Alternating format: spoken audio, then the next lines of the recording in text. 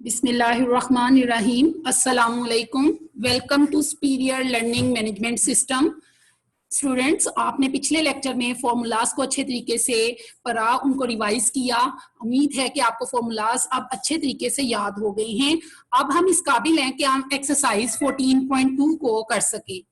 14.2 में से जो मैंने चूज किया है क्वेश्चन सॉल्व करवाने के लिए, वो है क्वेश्चन नंबर 1 का सी पार्ट। बहुत ही सिंपल क्वेश्चन है। इसमें शॉर्ट क्वेश्चंस में ये बोर्ड में आ जाता है। For a set of 50 pairs of observations on a variable x and y we have summation x minus x bar into y minus y bar equal है 450। Find the covariance. ये question बहुत ही simple और बहुत ही short है। इसके अंदर आपको नंबर ऑफ पेयर्स बता दिए गए हैं, 50 हैं, जो कि स्मॉल n है। इसके अलावा आपको प्रोडक्ट ऑफ डेविएशंस दी गई हैं, x की x बार से और y की y बार से। उनका सम अवेलेबल है, दैट इज इक्वल टू 450। और फाइंड करने के लिए कोवेरियंस कहा गया है।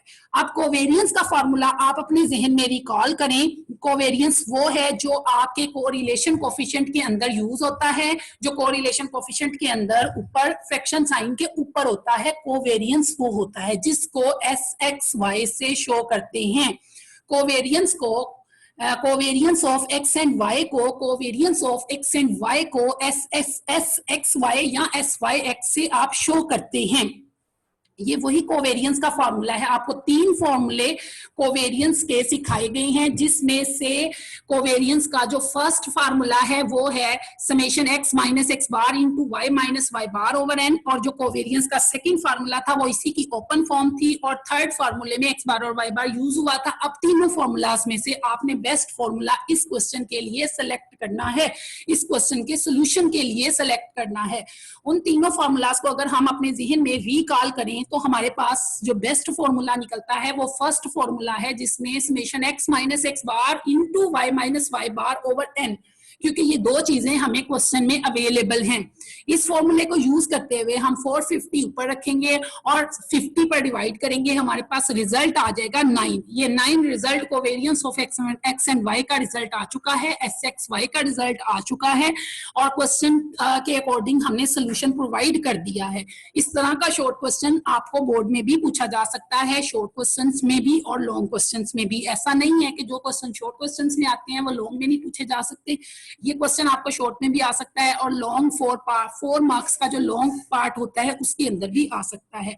नेक्स्ट क्वेश्चन नंबर 3 सिलेक्ट किया है, क्वेश्चन नंबर 3 का ए पार्ट।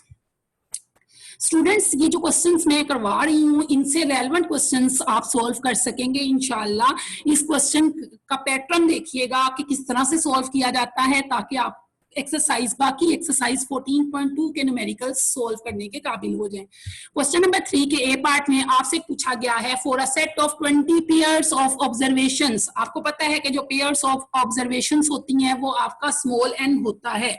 जितनी भी पेयर्स ऑफ ऑब्जर्वेशंस आपको दी गई होती हैं x एंड y की, वो नंबर्स जो उनकी तादाद है वो आपके पास स्मॉल n होता है। अभी आपके पास जो स्मॉल n है वो 22 है, और आपके पास डिफरेंट सम्स अवेलेबल हैं, जिसमें सम x है, सम y है, सम x स्क्वायर है, सम y स्क्वायर है, सम xy है।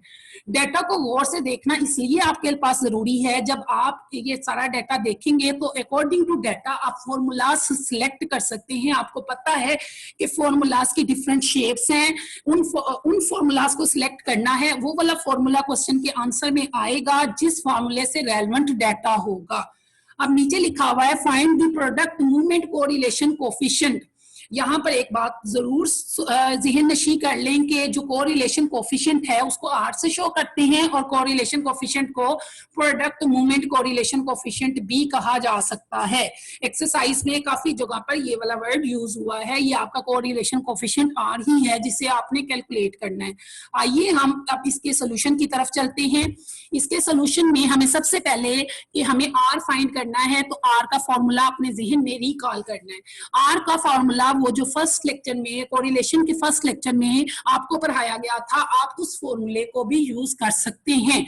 लेकिन फिलहाल मैं आपको एक ऐसा पैटर्न बताने लगी हूं जिस पैटर्न को फॉलो करके आप एक्सरसाइज के बहुत से न्यूमेरिकल सॉल्व करने के काबिल हो जाएंगे। ये पैटर्न आप जरूर फॉलो कीजिएगा। R इक्वल है basic formula of R, basic formula जो फर्स्ट फॉर्मूला है जिसमें ऊपर कोवेरियंस है और नीचे वेरियंस ऑफ एक्स और वेरियंस ऑफ वाई का स्क्वायर रूट है। इस फॉर्मूले को हमने सामने दे लिखना है। सबसे पहले R इक्वल है S X Y over square root of S square X S square Y. सबसे पहले हम यहाँ पर चेक करेंगे कि हमें तीन चीजें रिक्वायर्ड हैं according to question. According to question हमें तीन चीजें रिक्वायर्ड हैं, जिसमें हमें एस एक्स वाई फाइंड करना है, दूसरा हमें एस स्क्वायर एक्स फाइंड करना है, तीसरा हमें एस स्क्वायर वाई फाइंड करना है। सबसे पहले इन तीनों में से हम एस एक्स वाई फाइंड करेंगे। एस एक्स वाई के आपके पास तीन फॉर्मूलाज थे, जिसमें से एक फॉर्मूला आपने सिलेक्ट करना है। वो फॉर्मूला हम सेकेंड फॉर्मूला सिलेक्ट करेंगे, उसकी ओपन फॉर्म सिलेक्ट करेंगे। उसकी रीजन ये है कि आपके पास प्रोडक्ट ऑफ डेविएशन क्वेश्चन के अंदर गिवन नहीं थी, ना एक्स बार गिवन था ना वाई बार गिवन था। आपके पास जो क्वेश्चंस में चीजें गिवन थी उसमें समेशंस गिवन थे, summation X Y, summation X, summation Y और एन। उन फॉर्मूलाज के उन वैल्यूज जो क्वेश्चन में गिवन है उनके अकॉर्डिंग हम देखें तो हम सेकंड जो ओपन फॉर्म फॉर्मूला था कोवेरियंस का वो यूज करेंगे। हम समेशन एक्स वाई की वैल्यू पुट करेंगे, एन की वैल्यू, समेशन एक्स की, समेशन वाई की वैल्यू पुट करेंगे और इसको सिंप्लीफाई करेंगे, सॉल्व करेंगे तो हमारे पास covariance of X and Y का आंसर आ जाएगा। इसके बाद हम वेरियंस ऑफ एक्स की तरफ आएंगे। वेरियंस ऑफ एक्स के भी तीन फॉर्मूलाज थे आपके पास, जिसमें से आप अकॉर्डिंग टू डाटा एक फॉर्मूला सेलेक्ट करेंगे। Second formula open form formula हमने सेलेक्ट किया है जो कि अकॉर्डिंग टू डाटा बेस्ट है। अकॉर्डिंग टू डाटा हमने एस स्क्वायर एक्स फाइंड कर लिया जिसका आंसर आया 791.67।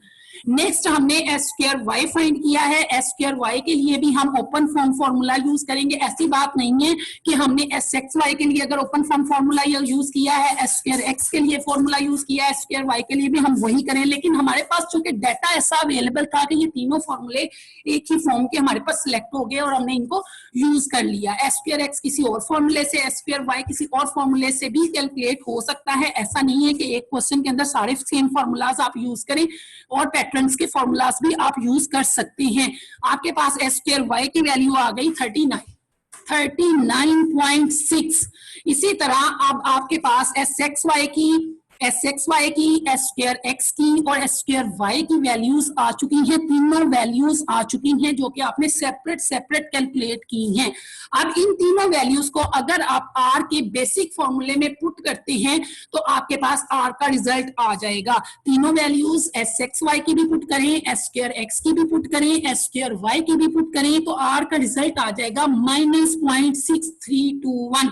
ये रिजल्ट आपके पास करेक्ट है। इसकी रीजन ये है कि आर का आंसर हमेशा -1 to 1 फॉल करता है और -0.6 आंसर आना बिल्कुल करेक्ट आंसर है। और इसमें आपको ये शो हो रहा है कि नॉर्मल सी कोरिलेशन है और है नेगेटिव। नेक्स्ट आप ये देखें कि अब आप इतने न्यूमेरिकल्स करने के बाद इस काबिल हैं कि आप एक्सरसाइज के बाकी न्यूमेरिकल्स को भी देख सकते हैं जो कि मैं आपको होम असाइनमेंट में दे रही हूं। आप उनको देखें, उम्मीद है कि आपसे जरूर सॉल्व हो जाएंगे।